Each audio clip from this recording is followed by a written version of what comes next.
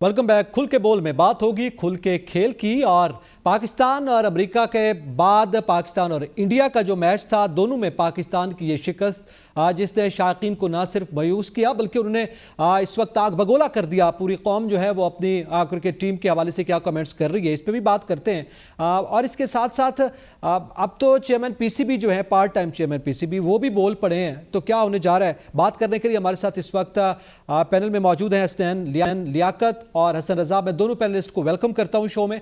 मैं सबसे पहले तो हसनैन आपसे जानना चाहूंगा कि ये T20 वर्ल्ड कप में भारत के हाथों जिस नौयत की शर्मनाक शिकस्त का हमें सामना करना पड़ा, उसकी जाहिर है आप भी अपने शो में भी मुख्तलिफ वजूहात जो है वो बता चुके हैं। लेकिन मुझे ये बताइएगा, अब जो नजरें हैं ना आगे, वो यही है कि क्या पाकिस्तान सुपर 8 मरहले में पहुंच पाएगा या नहीं?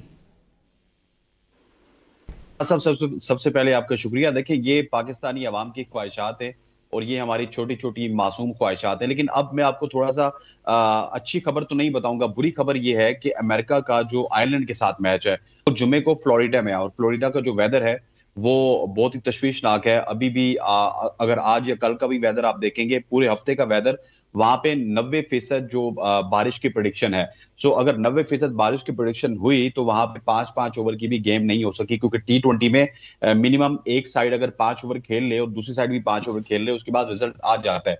सो हम जो उम्मीदें लगाए बैठे हैं कि हम कनाडा को मार देंगे, आयरलैंड को मार देंगे और अमेरिका, इंडिया और आयरलैंड दोनों से हार जाएगा, लेकिन इंडिया से तो वो जरूर हारेगा। लेकिन जो हमारी आवाम की ख्वाहिशात हैं, शायद फ्लोरिडा में बारिश उस पर पानी फेर दे, क्योंकि मैं ये समझता हूं कि हम इस वक्त डिजर्व भी नहीं करते कि हम अगले राउंड में पहुंचे।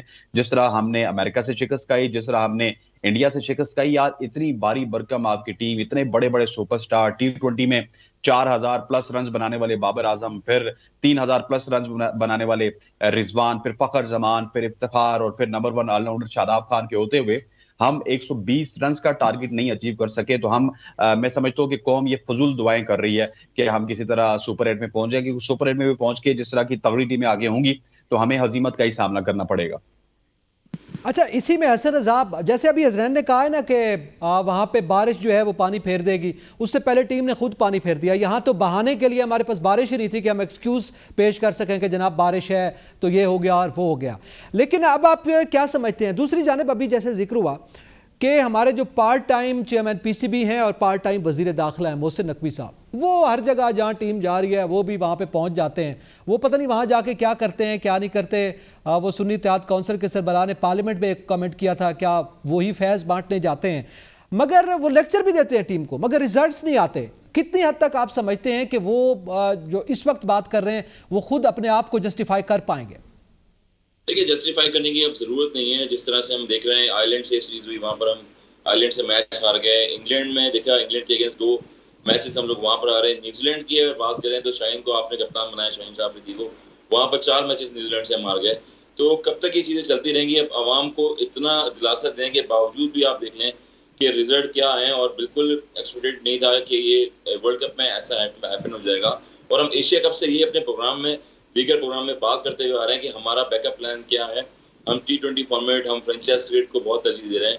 हमारा ग्रास स्ट्रक्चर जो है वो ठीक नहीं है, क्लब लेवल ठीक नहीं है हमारा, और चेयरमैन साहब जो है वो मीटिंगें कर रहे हैं। इतने सारे जो एम्प्लॉयज हैं पाकिस्तान क्रिकेट बोर्ड में, मैं पिछले 20-25 साल से देख रहा हूँ कि वही 1-2 साल में आते हैं, कौम थोड़ी खामोश होती है, अगले साल फिर दोबारा वापस आ जाते हैं।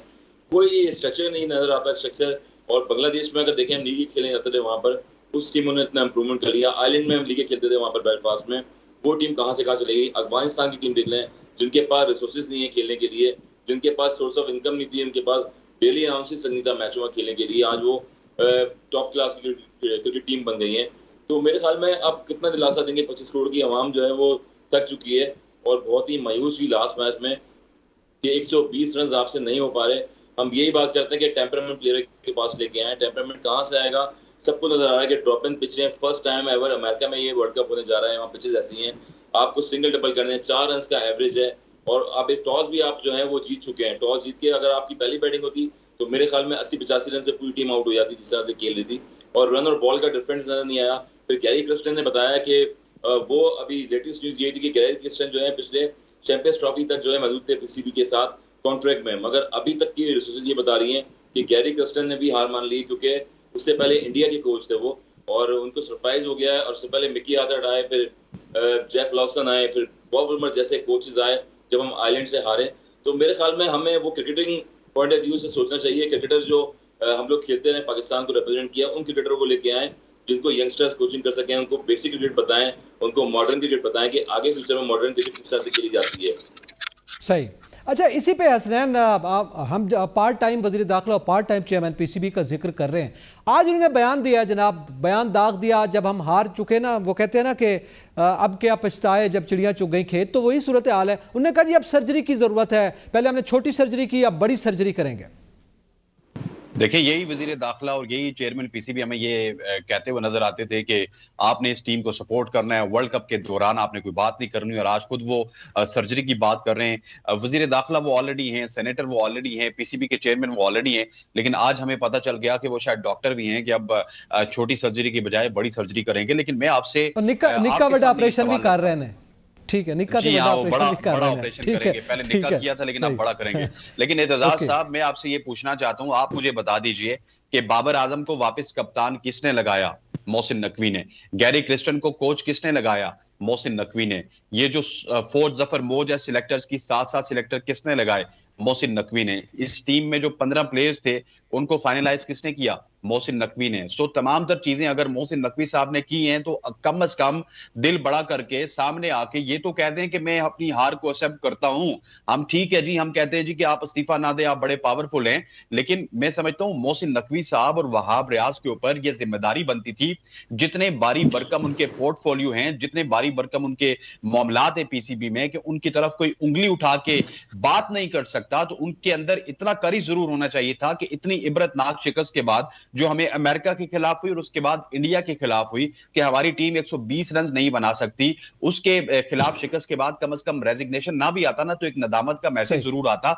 लेकिन सितम जरीफी ये है कि यहाँ पे पूछने वाला कोई नहीं है, यहाँ पे सिर्फ गारंटियां दी जाती हैं। जो डिफरेंट प्लेयर्स हैं उनको लाके वहाब रियाज की जानिब से 2-3 प्लेयर वहाब रियाज का खेल रहे होते हैं, 2-3 प्लेयर रिजवान के खेल रहे होते हैं, 2-3 प्लेयर बाबर आजम के खेल रहे होते हैं। सो ये अपने ग्रुप्स जो है वो मजबूत करने के लिए ये टीम बनाई गई थी। ये पाकिस्तान की टीम बिल्कुल नहीं थी। और अगर मैं किसी को मुरेद इल्जाम ठहराऊंगा तो एक तरफ अगर मोहसिन नकवी हैं तो दूसरी तरफ वहाब रियाज हैं और तीसरी तरफ बाबर आजम हैं, जिन्होंने इनसे वापस कप्तानी ली और अपने आप को वापस कप्तानी का तोग पहना है, क्योंकि उनसे तो ये चीजें छिन गई थी। सो ये तीनों अफराद ऐसे हैं कि जिनके ऊपर आप ठीक है, ये एक ट्राइका है जिसका आप और तनकीद बनती भी है।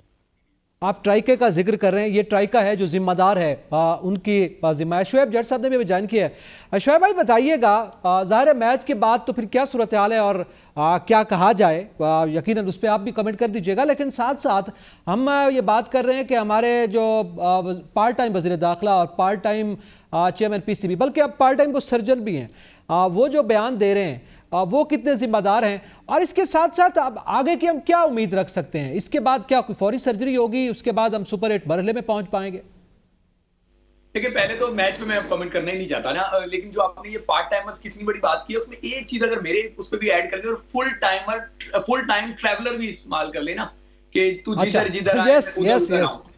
बिल्कुल सही, काइंडली ये भी और फुल टाइम, इसको पार्ट टाइम नहीं रखना, इसको फुल टाइमर रखना। ये सिर्फ एक जॉब है जो फुल टाइम है उनकी। बिल्कुल ठीक। अभी आप मैच बांग्लादेश में करवाएं, फिर देखें कि वहां जाते हैं नहीं जाते। अभी आप मैच जो है वो छोटी मोटी जगह करवाएं, फिर देखते हैं कि वहां जाते हैं या नहीं जाते, क्या मजे लगे हुए हैं। खैर एनीवेज, बात ये है कि आप बिल्कुल सही कह रहे हैं और हसनैन भी सही कह रहे हैं कि इनको लगाने वाले भी तो आप ही है ना जनाब। आंखें बंद करके आपने इनको लगाया और इतने इख्तियार दिए। बंद कमरे में बाबर आजम से डील किसने की थी? करवाई वहाब रियाज ने थी वो डील की, तो चेयरमैन साहब नहीं थे ना। उसमें याद है आपको, फिर उसकी फोटो रिलीज की गई और उसको इतना बड़ा कारनामा अंजाम दिया जा रहा था जैसे पता नहीं कोई महाज आपने जीत लिया। आपने महाज जीता नहीं था, आप उस दिन वर्ल्ड कप हार गए थे जिस दिन आपने दोबारा बाबर आजम को जो है वो कप्तान बनाया था। ना सिर्फ कप्तान बनाया था बल्कि उसको बेइख्तियार जो है वो जो है ना बेशुमार इख्तियार दे दिए थे। उसको जो है ना बाइख्तियार बनाते हुए पाकिस्तान क्रिकेट को जो है ना बेबस कर दिया आपने। और अब पाकिस्तान क्रिकेट में ये जो सर्जरी का नारा है, मैं आपको बताऊं, जितने मर्जी नारे लगा दें, 1-2 चेहरे आगे पीछे होंगे, बाकी कहानी वही की वही रहेगी। क्योंकि आप सुन किसकी रहे हैं?